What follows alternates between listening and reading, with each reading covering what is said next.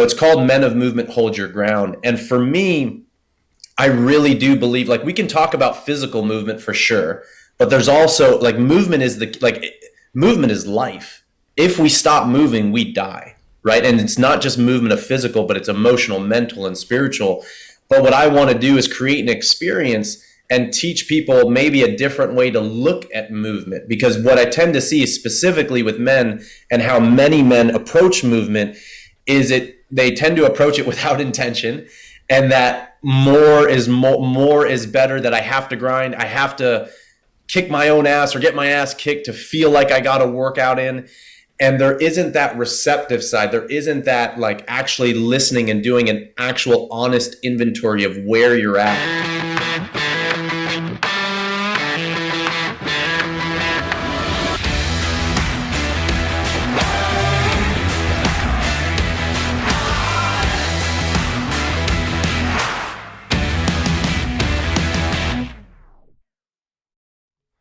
What's up, and welcome to the Building Men podcast. Become the strongest version of yourself mentally, spiritually, emotionally, and physically. My name is Dennis Morrell, the host and creator of Building Men. I'm here joined by your better-looking younger brother, Anthony, co-host.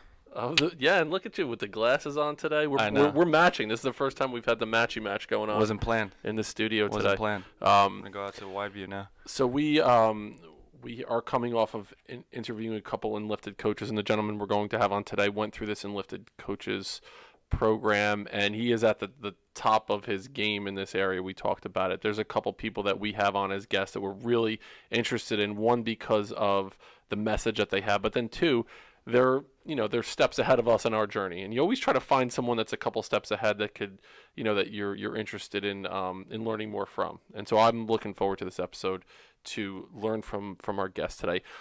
But also his journey resonates a little bit with me, and I'm sure it will with you as well. As we were talking before, his parents came over from Sicily, you had mentioned, right? From Italy. So our grandfather came from Italy, and there's that blue collar background where we grew up in this family, and listeners know this, that we were it was like this blue collar lifestyle that we led. Dad worked his ass off, and it was, kids are better, seen and not heard. A lot of it was going on there, but we learned the value of hard work. But Dad also wanted us to take over the family business. Like, for both of us at separate times, like, that was what was in our future pretty much. And you remember what the thing that he would say, like, why his way of persuading us to do it? Like, what was the value of doing what he did? Well, he would say, look around at what I have. Yeah, it look at all this stuff. Yep. I have a pool. I have a waterfall in it. I have a trampoline. I have a yard. I have this. I have this stuff, right? But never talked about, like, the value. And maybe that was a value, and that's fine for some people. But, like, I think you and I saw past that and saw, like, well, you're also miserable for a lot of right. Like, you spend half your day working. You spend, half your life, maybe more than that, working, and you're miserable doing it. And you come home and bring that home, and the only time you're happy is when we get to go on vacation to Florida, or for the small time during the weekend when he gets to kick his feet up and have a beer. And to me, that doesn't seem worth it. Not only that, I remember him being upset with our career choices as well. I mean, he established a painting business that was very successful, and we didn't want for anything when we were growing up. We didn't want for anything, but we still had to pay for our own things. I know I did. I was like, if you want a car, you buy it. You want a car, you want insurance, you want to get lunch at school, you got to pay for it. So I learned the value of $1 early on, the value of hard work. But I also recognized that I wasn't living up to what he wanted. He wanted me to take over the business, and then he wanted you to eventually take over the business when I failed in that mission. And I remember when I told him I was changing my major in school to become a teacher. I don't know if I told you this. When I said I was going to become a teacher, he sat me down and he looked at me and he said, do you realize if you want to have a family, you're going to live below the poverty line as a teacher? He's like, you're basically, your goal, you're going to live in an apartment pretty much, and you're not going to have anything. That's your support system. That was my support system to want to become a teacher. And as I look back, it was a big transitional moment for me to say, you know what, to be able to stand up and say, this is what I want to do. I want to teach. I want to coach. Like, that's where I see myself headed in the future. So I had to kind of buck against the system a little bit, which we were always afraid to do. I know growing up, to talk back to him. And you had a similar experience with yourself, right? Like, he wanted you to do the same thing. He wanted you and to then going take into over health the and business. exercise science and doing that, and even leaving my job that just recently, Yeah. a year ago to do what I'm doing now. I mean, that was also a thing where I'm just like, I don't like working for other people. I enjoy doing this for myself. I enjoy making my own schedule, which that was a big leap of faith too, and still trying to climb out of this Yeah. hole I'm in, but You're it's getting there. working Step on at a time. it. Yeah, But the good thing about painting is, especially using a roller, that 18-inch roller, we got shoulders. got We broad definitely shoulders. have shoulders for days, the two of Fuck us right yeah. here. So Fuck yeah. speaking of, coming into, a situation from, what the expectation is, you were born and, your family expects you to do a certain thing, and then having shoulders for days. Let's bring in our guest. He's a performance specialist. Welcome to the Billyman Podcast, Mike Salemi. Thanks for being here, my man. Hey, thanks, gentlemen, for having me. Thank you so much. I'm super excited to be here. What do you think about that setup? The shoulders for days. I look at it. I watch on Instagram. Like you've got some fucking broad shoulders. You carry a lot of shit. You're throwing that sandbag around, dude. Dude, the Bulgarian bag, there's all different words for the Bulgarian bag, the goat bag. I've heard people call it the croissant. But yeah, it'll build some shoulders. It'll build some forearms, some grips, and some shoulders for sure. That was like the one thing when quarantine hit. That was the first thing I did is I went to Home Depot, and I filled up because I wasn't allowed to go into the gym where I worked. So I went and bought a bunch of sand from Home Depot and got a duffel bag, and then I did duct tape the whole thing, and I made one was 60 pounds, another one was 200 pounds, and I would just go out back, and I didn't even know what the hell I was doing. I was tossing that shit around, carrying it, just doing random odd crap, and then doing like pull-ups on trees and shit. Yeah, and I lived with you for a period of time. You did some really weird shit with that 200-pound sandbag, man. I was spooning it in the bed. We can't talk about the weird shit that you were doing. Like God, I named it. Yeah. It's like, oh, why is it so hard in this area? Yeah, This is unbelievable. So, Mike, tell us a little bit about your journey. So the way that we set it up was talking about like that, the way we were raised and we were expected to do a certain thing. You have a similar story about your upbringing. Why don't you let the Building Men audience know a little bit about, your journey, where it started, and, that to that point where you're like, you know what, I don't think I'm going to follow down the path that was prescribed for me by, generationally. Well, there was so much that, as you guys were speaking and as you were sharing, like there was so many parallels to stuff that I've experienced, and like, so I was like, damn, these dudes are legit brothers right here. And so I really resonate with a lot of what you guys shared. And yeah, as you guys mentioned, I mean, mom and dad are from Sicily, and so like culturally, all my grandparents, they now live in the United States just because they're getting older, but none of my grandparents speak English, and so they're very, very, very much rooted in that Sicilian culture. And like, man, I still remember some like the fondest memories I have was growing up, and I actually was living, my brother and I, with our grandparents, and literally the entire garage, like imagine like in a garage, just a wall lined with cabinets from ceiling to floor was basically canned tomato sauces and marmalades and peppers and olives. And so I just remember having such great memories. Like my grandparents were farmers in Sicily. Just literally until a few years ago, they sold their olive orchards and stuff like that. So like we're talking blue collar, hands in the soil, making everything from scratch. And so growing up in that culture, I mean, there's a lot of beauty in it, and there was. And also there tends to be a lot of expectations. And I don't think this is just limited to Sicilians. Like I've got, friends who are Asian and Indian and stuff like that. And it's like, it definitely crosses cultures. But for me, there was a lot of expectation, I think, to come into our family business. And much like you guys, like my interests were elsewhere. My interests weren't really in marble and granite and selling marble and granite tools.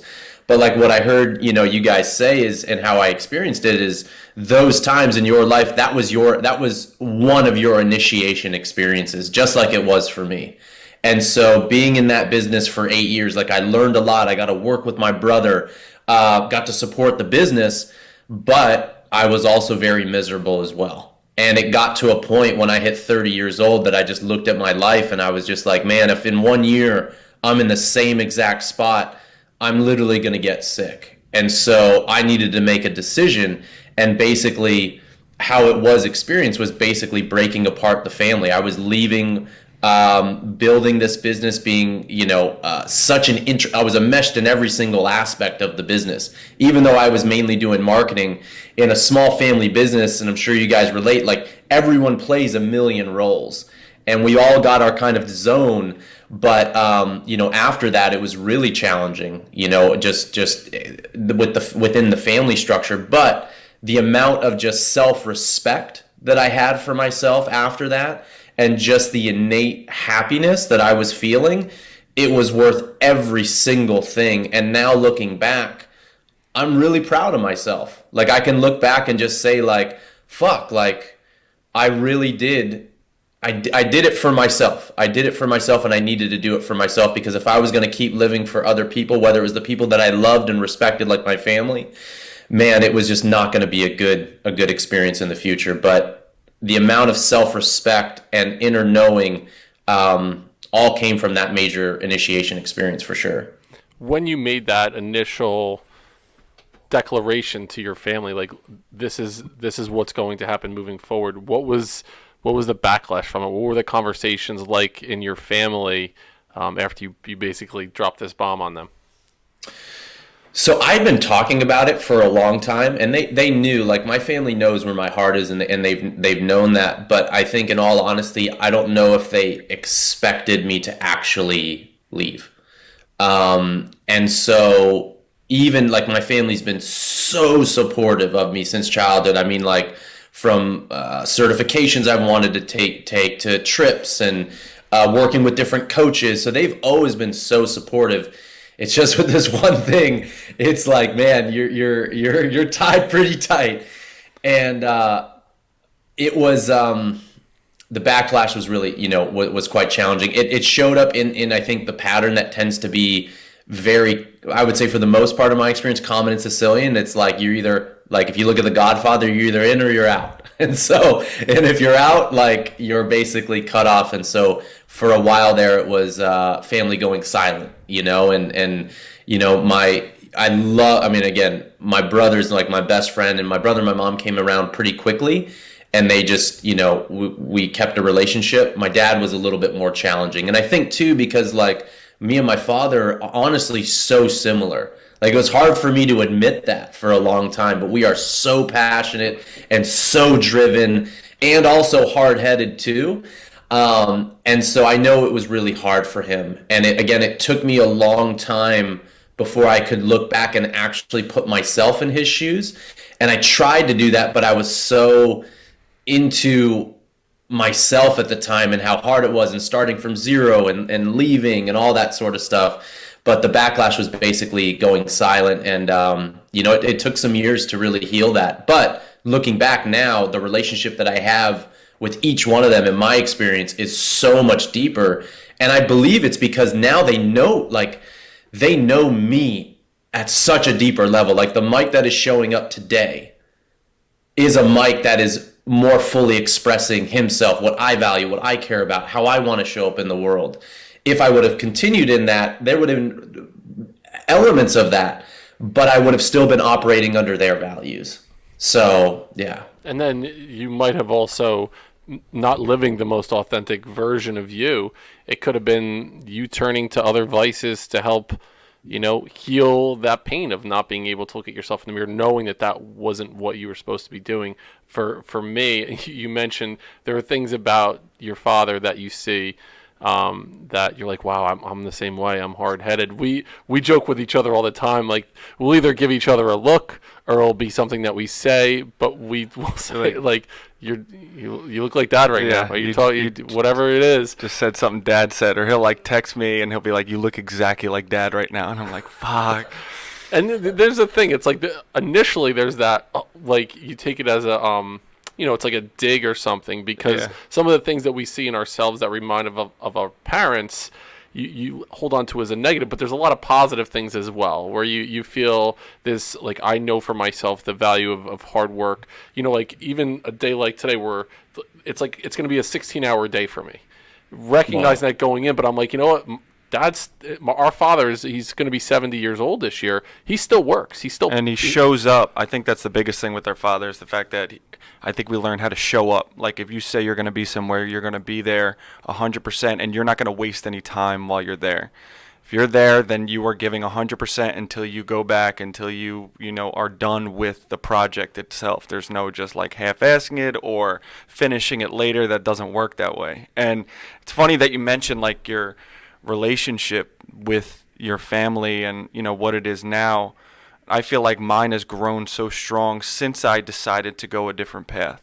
Like since I was able to show up for myself, I could now show up for my family and be all in. Otherwise, I was like reluctant and I was pissed and I was mad at certain things and I felt like I wasn't being my true authentic self, and therefore I had like this remorse or this like animosity towards them in a way, and I didn't mean to have that. I was just because I wasn't speaking up or doing what I truly wanted to do. And I wonder too, Mike, you mentioned about your father and what we just discussed. What about your father, if you were to look back on your, pick a spot in your, in your school years, in middle school and high school, a lesson or two that you learned from your father where you're like, this is the pinnacle of masculinity for me. Like, I want to be just like this. And then conversely, what's something where you're like, you know what, I can't live like that. I can't do that when I'm an adult, a man, maybe a husband, a father. Man, such a good question. And like, I'm so happy you asked that because like, and this is just what you both shared. And I think, and I fell subject to this when I first left the business. Like I was looking at all the negative aspects of my father and like, again, what it brought up in me and the things that I was struggling with. And I projected a lot onto him. And there was definite things that I wasn't cool with. But then I realized after a time, I'm like, whoa, like you can let that shit go. And here's the key, and also recognize the fucking beautiful gifts that I've gotten from my father, because there's way more gifts, I would say, than there are some of these challenges. And I think it was so easy for me to, again, project and see what's the negative. And it was so healing for me. And like what you were sharing, Anthony, like really hit home. It's like just now being able to see those gifts, I'm like, wow. That is beautiful. So some of the things growing up, like when I look at my dad, very similar to you guys, I mean, my dad busted his ass. He was basically, before he was in the marble and granite tooling industry. So the family still currently manufactures tool for like, think about like if you wanted to get a kitchen countertop in your home, you would go to a fabricator.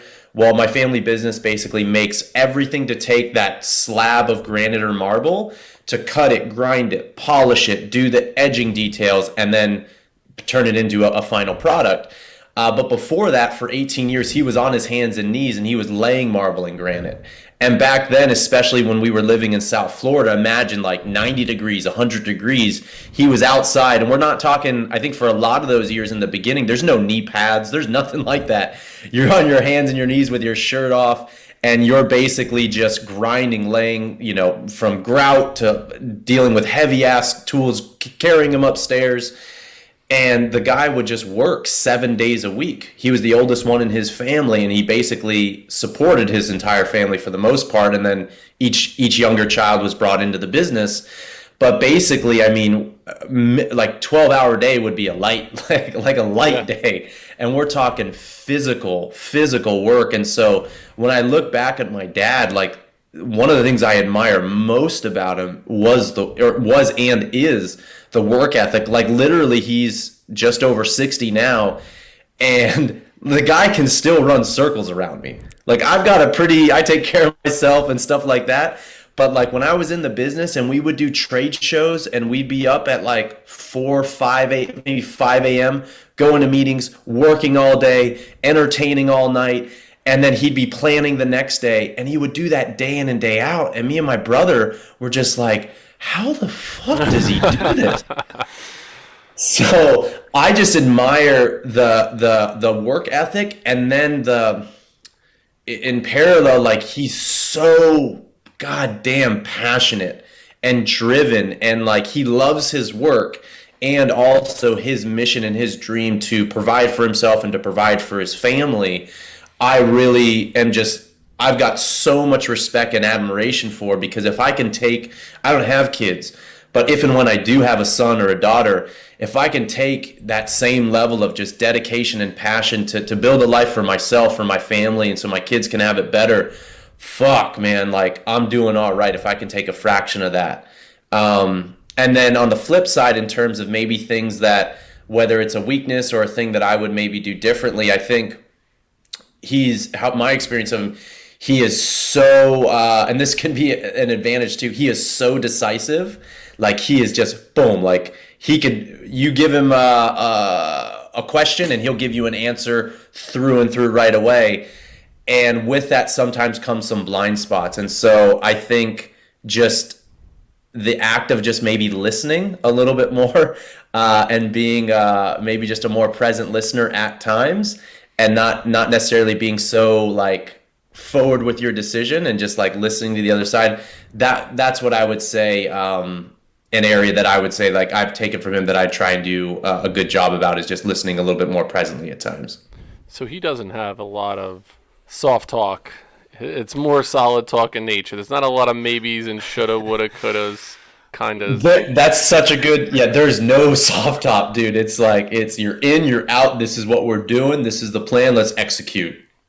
So then I'll slightly shift and say, again, coming from the same idea around, the masculine energy that we had in our family, you talk a lot, Mike, about the importance of balance, the yin, the yang, there needs to be this idea of working in, working out, and it's a lot of what you preach and what you talk about.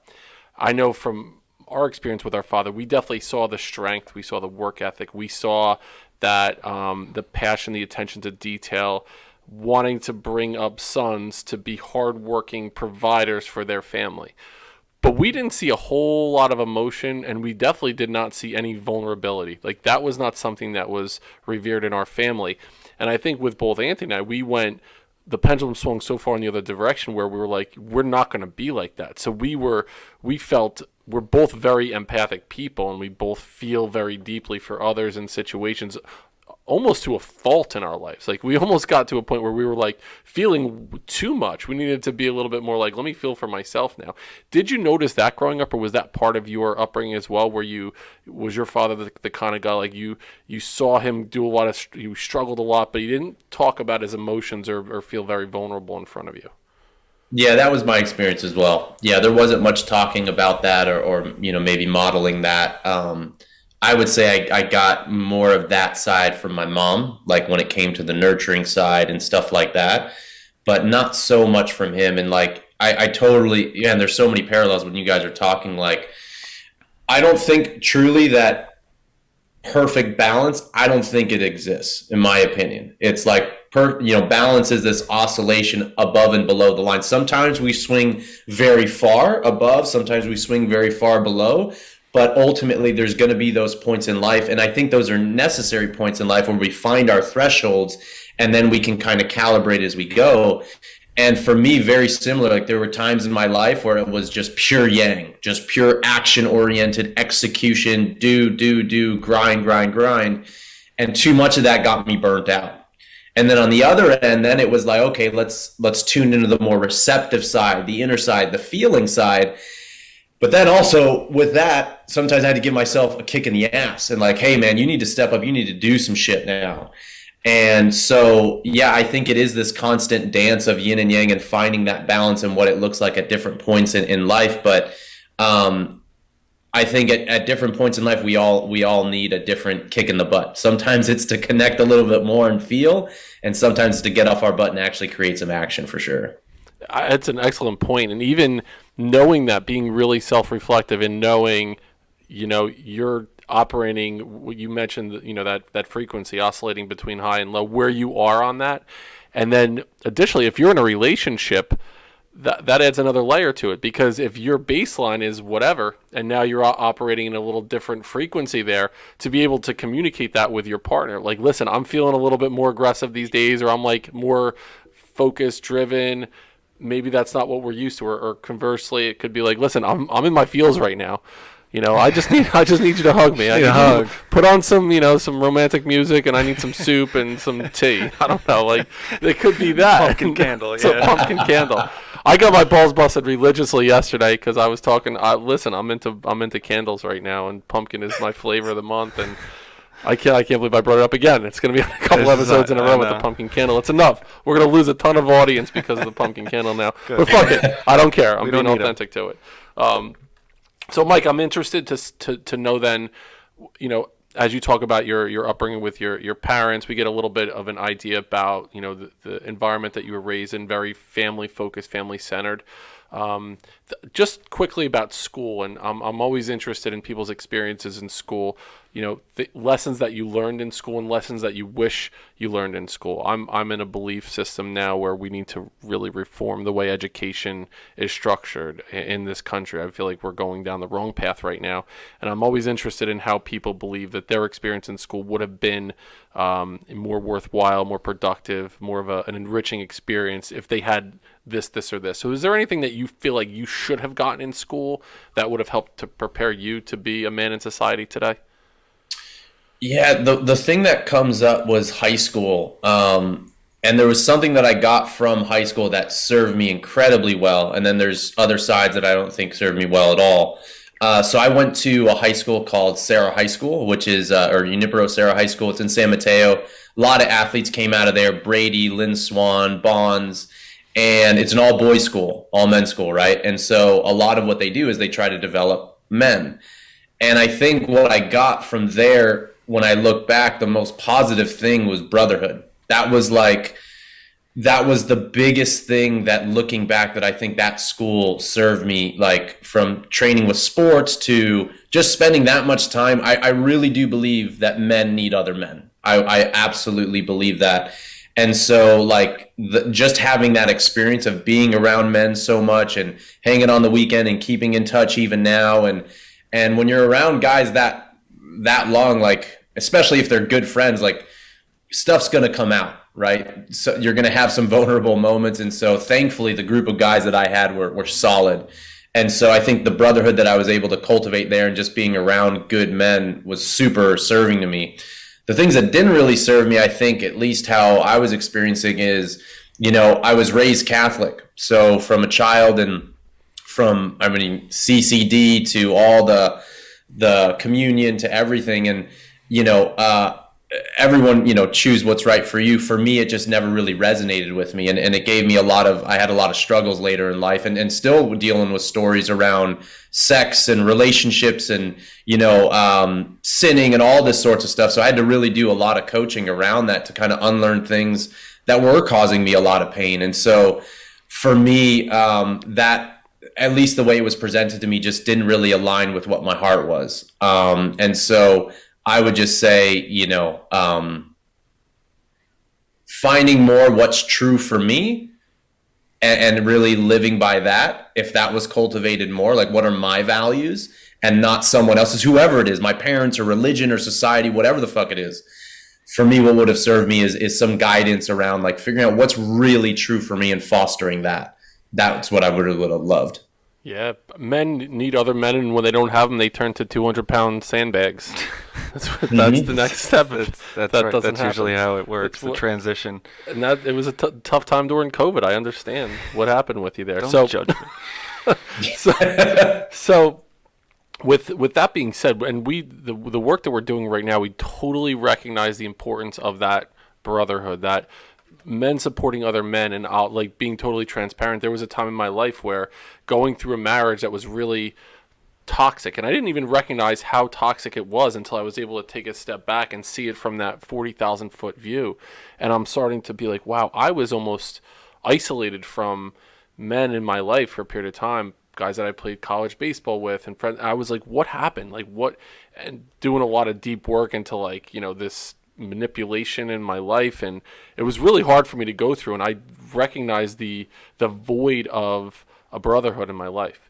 Thank God I have a brother who's my best friend. He definitely helped me through so many different parts in my life, and but that really impacted me, and recognizing it's collectively our job as men in this space to help other men recognize the importance and then provide opportunities for them to connect with one another, to normalize the shit that they're going through. We're all going through so much fucking shit right now, and it's okay. It's okay to feel vulnerable, to feel into that shit, but still do the work and feel strong and be accountable for your actions. So I'll use that as a segue to talk to you about when you left the granite business with your family.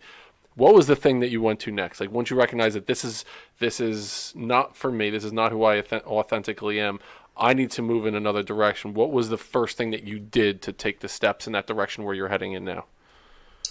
Yeah, I swung, the pendulum swung far in the other direction. So I basically was like, I felt like I was in a cage, and finally the cage had just been lifted. And so I was a bird or a kid in a candy shop that just wanted to experience everything. And so I ended up creating some physical distance because I felt like I needed to do that for myself. So I moved, down to Southern California. So I think driving where I was at is like 12 hours from where I'm at. So far enough. And I jumped into another business with basically a kettlebell friend of mine, and we started a new business right away. And it didn't, not surprisingly, it wasn't successful. I basically jumped into something that I shouldn't have jumped into, just out of pure excitement and that freedom. And I was like, man, I'm finally doing it. And so that's the first thing I jumped into, was a partnership that I shouldn't have gone into. It didn't last. However, that brought me more greater clarity at the end of it, what I actually wanted to do at that time, which was actually creating education online for trainers and coaches. So I went full into the training space and the physical training space, but jumped into it, I would say, a little too quickly. And during that time, who was someone who you felt was a mentor or a role model for you that helped you kind of dial in on where your path was going? Yeah, I would say the first person that comes up, and he's been probably one of my best friends and mentors over the last 5 years. And it's a buddy of mine named Andrew, and he's just an incredible human being. He actually owns the float center that I went to for a number of years, and he's the one who got me connected with a lot of more of the spiritual work that I'm doing now, and even like experiencing what combo is, and now combo is a medicine that I serve. So he's always been just an incredible friend, a solid dude. And he's always, he's Australian. And so just like, it's funny, like just hearing him speak in his accent, it's like, it sounds profound, even if he's saying something just totally normal. But he's always been for me, like one of the epitomes of a balanced, of a strong man, of a sensitive man, of a vulnerable man. And he's just got an incredible, just grounded, just loving brother energy around him. So he's always been someone that I've confided into no matter what's been happening.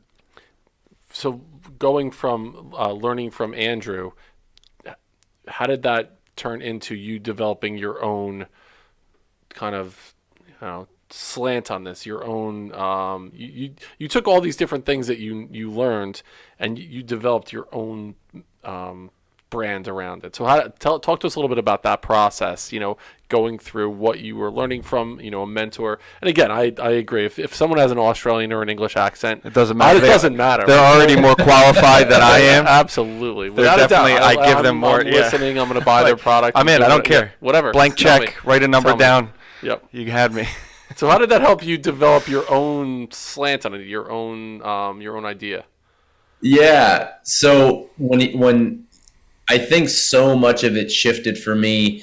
Well, there was two people. So one of my mentors and coaches is Paul Check. And so Paul was not only responsible for helping me rehabilitate some injuries that I experienced in competing in kettlebell sport, but Paul was like my first introduction to a lot of the inner work. And so Paul, I would say, was a huge influence. And then with Andrew, who really introduced me to combo. So for those who aren't familiar, I don't know have you guys heard of combo? Are you familiar with that by chance? No, not combo. So combo, I'll share pretty briefly on it, but combo essentially is an indigenous medicine. It's from South America, and it was known as a hunter's medicine. And so tribes would use it specifically before heading into a hunt, the men. And so what it is it's from the secretion of a particular type of tree frog. You burn the superficial layer of skin. Typically on your arm will be men, but you can put it really not anywhere, but in certain places of the body you want to avoid. but basically it's a very strong purgative. And so the purging can come, it's not psychoactive, it's not illegal or anything like that. And purging can come in vomiting, laughing, crying, shaking. So it's very strong, but it's said to kind of like balance the immune system and be a very good cleansing agent. And so a lot of these tribesmen would utilize it as like a hunter's medicine or a warrior's medicine to revitalize, to re-energize, to give them more stamina when they're on a hunt, for example. And so when I first did it, I always tell people, like, I always felt like that first treatment or that first ceremony that I could run through a brick wall. Like my level of vitality, I was like, holy shit. And so I was utilizing it for performance. I was utilizing it to help me just strengthen my immune system and recover and cleanse and clear. But then as I started working with it more, I started really understanding that there is way more going on than just the physical. Like when we purge and when we release, there's so much emotional shit that comes with it, stories that we can work with. And so not just in the act of going through and sitting more with Combo, but then also feeling called to share it, to serve it.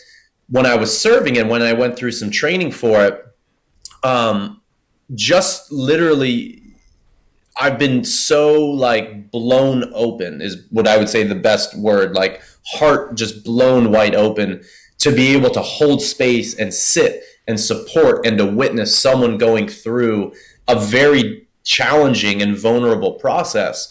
And so I'm bringing that in because one of the things that I realized was a few years ago was, I love teaching movement. Like I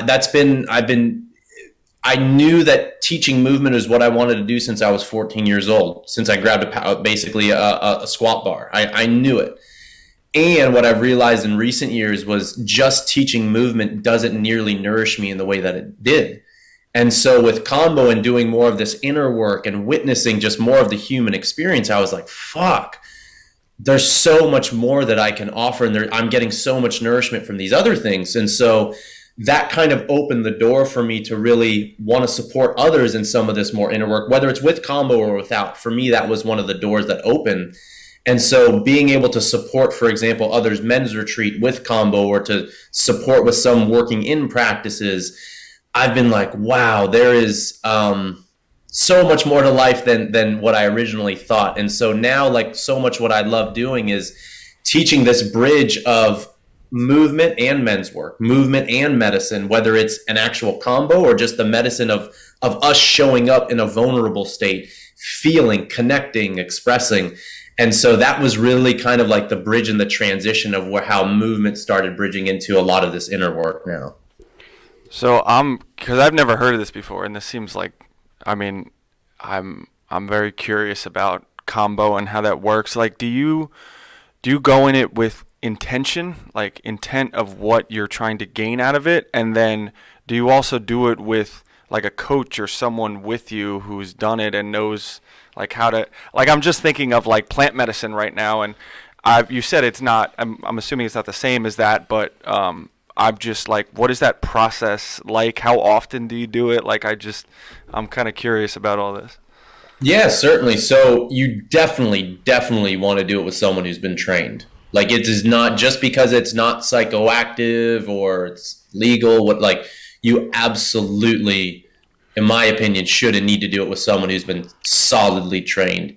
It is one of the stronger medicines. It's a pretty intense experience, and it's short, though. It's like 20 to 40 minutes, give or take.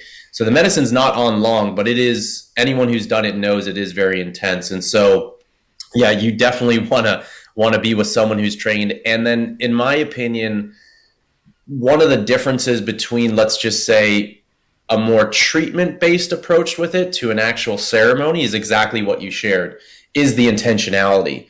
And with whether it's, for example, the way I'll serve combo or the way I approach movement or the way I approach the more men's work now, I would say one of the biggest underlying themes of all of that is the intentionality.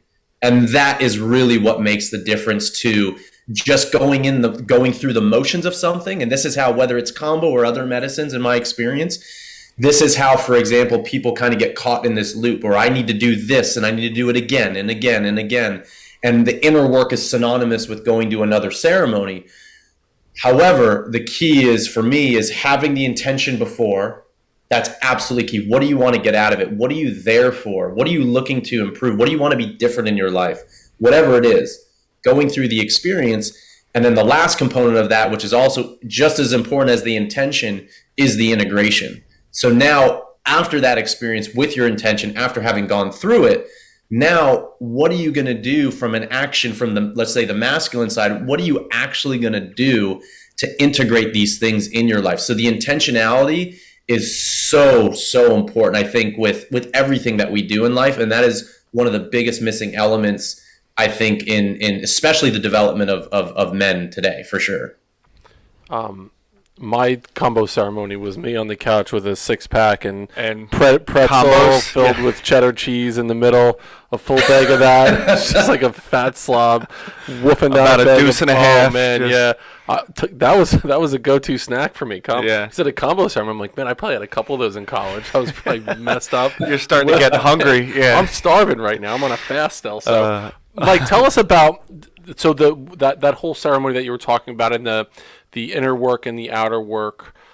Is that part of the program that you're releasing soon, that Hold Your Ground program? Is that going to be part of what you're doing in that program? Absolutely. Yeah, that's one of the biggest foundations of it, for sure. So walk us through. I want to make sure that we have an opportunity for the audience to hear about this program that you've created based on your experiences, everything that you've learned through your mentorship and all the experiences that you've had. You've created this dynamic retreat program, and I want the audience to make sure that they understand everything that this program would entail. Yeah, thanks, man. Like, this is such, as we were kind of just talking, this is so much of where my own journey is and what is just lighting me up inside. Like, I haven't been this excited, honestly. I remember when I was 19 and I competed in powerlifting for 10 years, and I was competed at a fairly high level and trained at some great gyms, one of which was Westside Barbell in Columbus, Ohio. And I remember at 19, like literally every single day at school, and it was in high school, in between break periods or in class, when I would get home, all I would do was like read articles from Louis Simmons and watch all the DVDs. And so much of what I was excited about and learning and competing and coaching was all around that.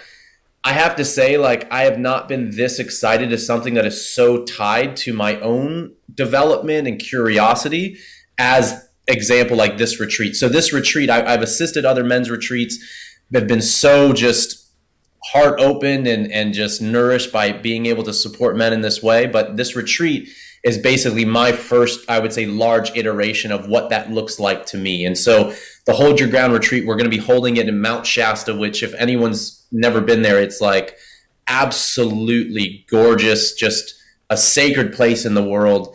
And we're going to be holding it there. And essentially, it's called Men of Movement Hold Your Ground. And for me, I really do believe, like, we can talk about physical movement for sure, but there's also like movement is life.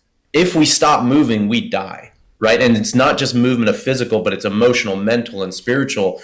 But what I want to do is create an experience and teach people maybe a different way to look at movement. Because what I tend to see specifically with men and how many men approach movement is they tend to approach it without intention, and that more is better, that I have to grind, I have to kick my own ass or get my ass kicked to feel like I got a workout in. And there isn't that receptive side. There isn't that like actually listening and doing an actual honest inventory of where you're at and what you're coming in with. Because in my own journey as an athlete, I competed at a high level. I won a world championships at 19 in powerlifting, and then won a world championships in kettlebell sport in 2017.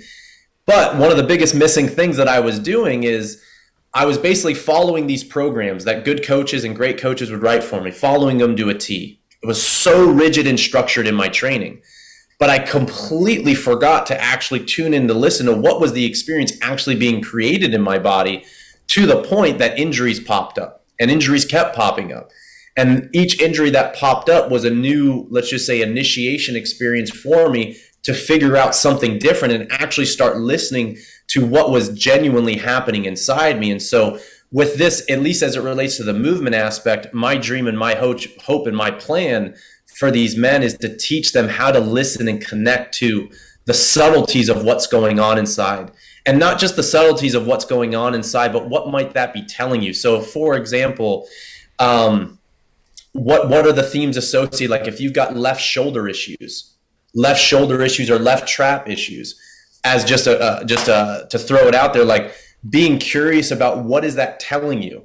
You know, the left side is typically connected with the more feminine side. If it's connected with the throat, one of the things that now it's basically by default, I do my best to be as curious as possible. And so if I've got a physical tightness, limitation, injury, tweak, especially if it's chronic, especially if it's been there for a while and it's not getting resolved, I'll ask myself, man, what am I maybe not communicating with one of the females in my life? My mom, my partner, whatever it is. Because physical stuff, and I'm sure you guys are aware of this, oftentimes does manifest itself as emotional stuff and vice versa. But it's basically, that's an example of inviting in a little bit more of this inner work into the physical stuff. So it will be movement focused, but there's going to be breath work and ice baths. And the initiation experience I've created and set up for the guys is a sweat lodge. And so we'll be going through that. If anyone's ever experienced that, it's basically, you could think of it like a rebirthing experience. And so if there's something that you're ready and willing to let go of, you can enter the ice, or you can enter actually any of the activities, but the sweat lodge specifically, with that intention, work on letting it go and then coming out as if you're coming out of the wound and being rebirthed. And so over the course of 4 days, 3 nights, I've got 4 assistants coming in, and we're going to be guiding through this beautiful integration of like movement and men's work, brotherhood, getting clarity on what you want, developing deeper levels of self-trust with your body specifically. And again, that brotherhood element, because men do need other men, is going to be a huge component of it. So some of the other cool things we're going to be doing, I mean, food is a big part of, even you guys are Italian, so it's like food is such a big part of Italian culture. And so we're going to be eating food that's grown literally right across the street, grass-fed, grass-finished meat, connecting with food, saying prayers around food, whatever that is for you. It's nothing religious, but I would say it is spiritual, and getting to people to connect and know where their food comes from and having more appreciation from their food. So from start to finish, intentionality is a huge component of it.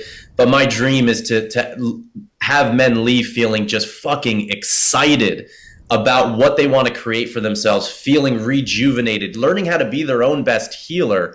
Man, I could keep going on, but I'm stoked about it. We talked about it beforehand. I mean, it sounds tremendous, and it's something that I know we would love to be a part of, and eventually in the future doing something like this around a Building Men program, you know, like taking these ideas and then creating our own opportunity for a retreat. I love that you're doing this, Mike. I think it's absolutely needed, and you could see how passionate you are about it too, which is that emulates through just how you're speaking about it.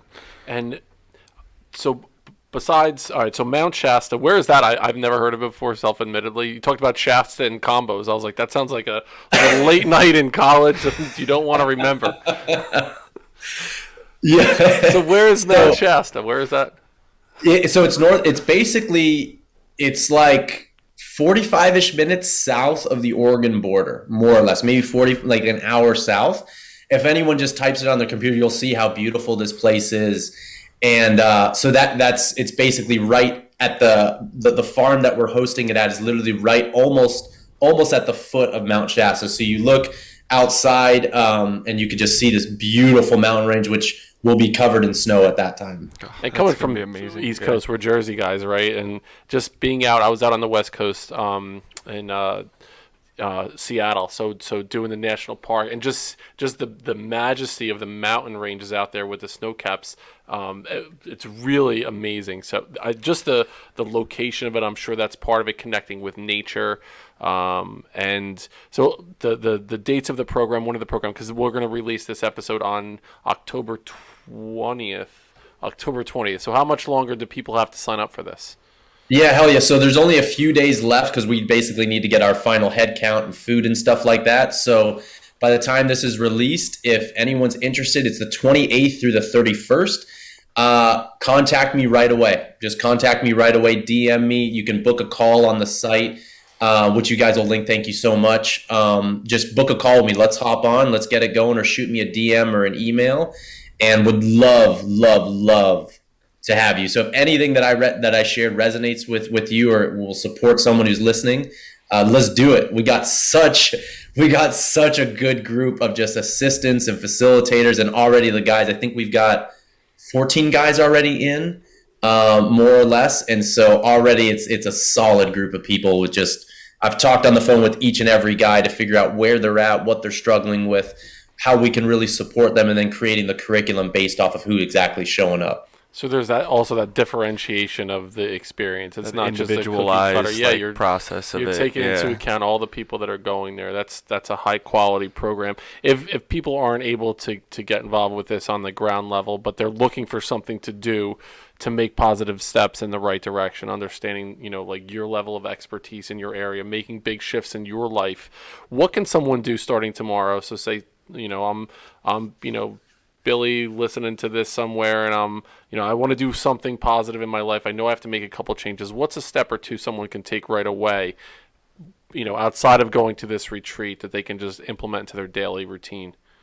Yeah. So, and what I really do feel like is it's very challenging and very hard to even just have positive mental thoughts or anything in a sick body. Like when a body is sick, when you feel sluggish and lazy or tired and shit like that, it is so hard to get up and want to do the things that you need to do or you want to do for yourself, or process things, or like. So the first thing, honestly, I really do believe that healing starts and finishes in the body.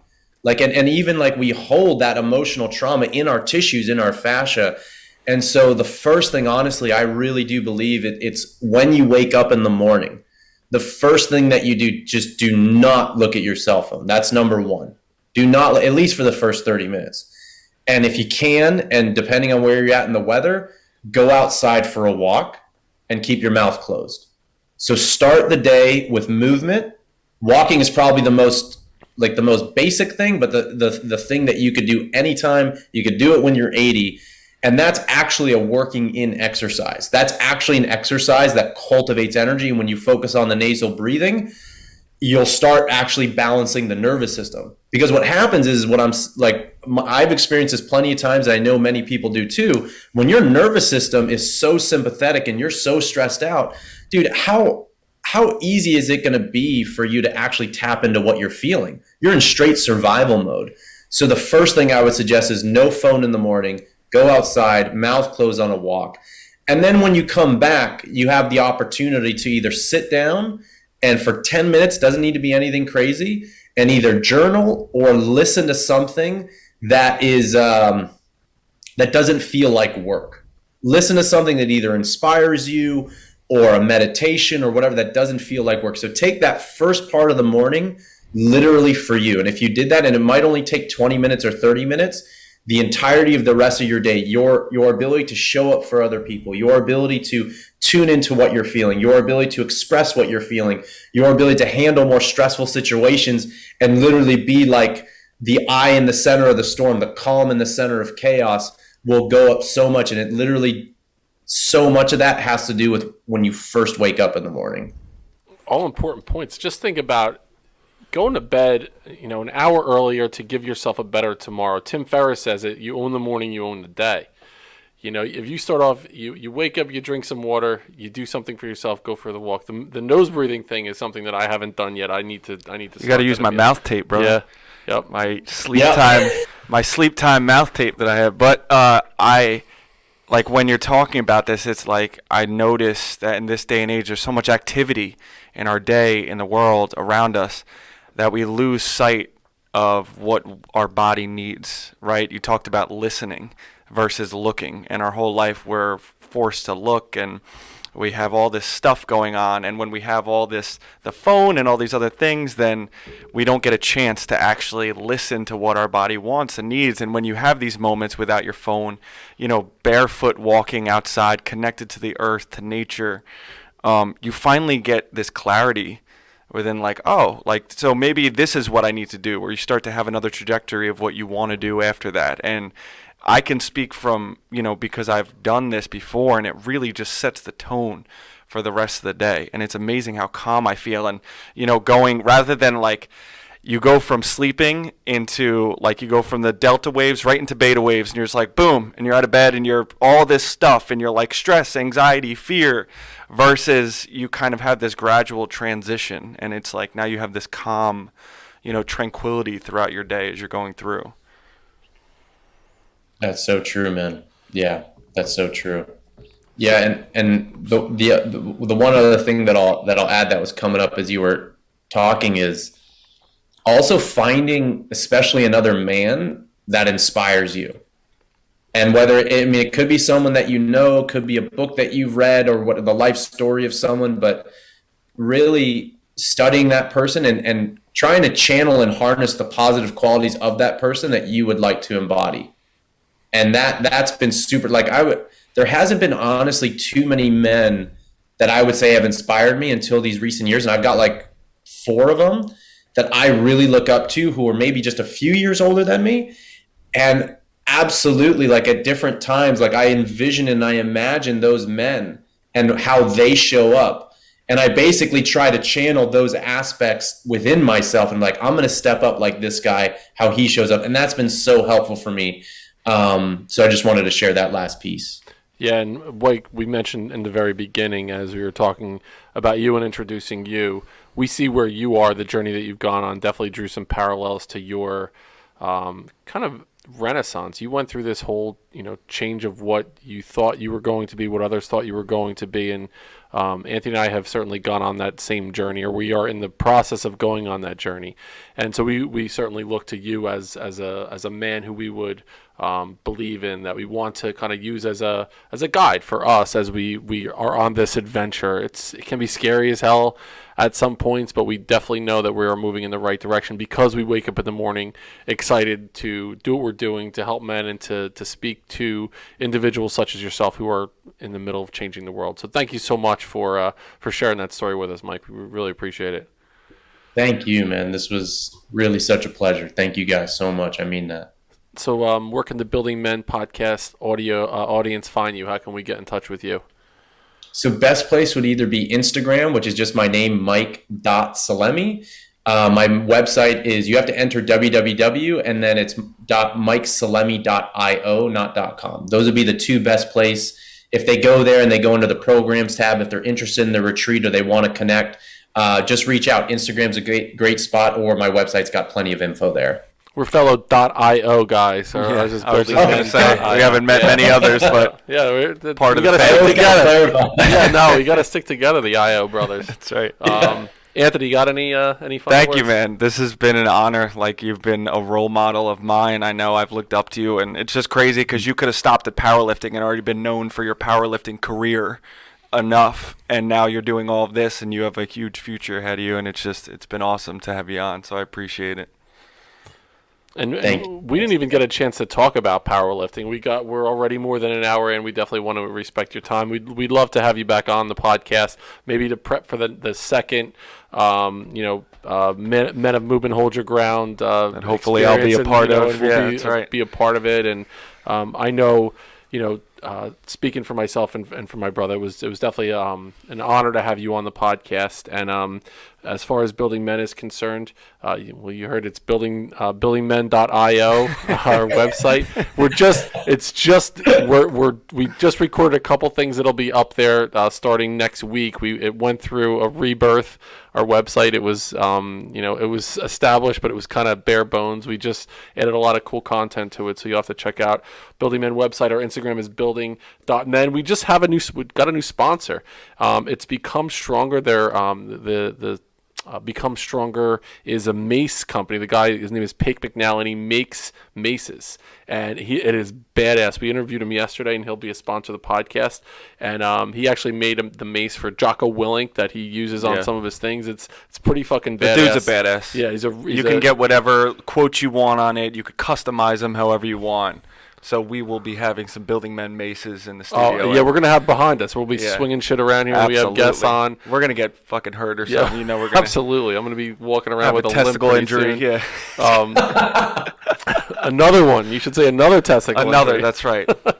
So, Building Men, thank you so much for listening. To our audience out there, go a step further than you thought you can go. We'll see you next time on Building Men.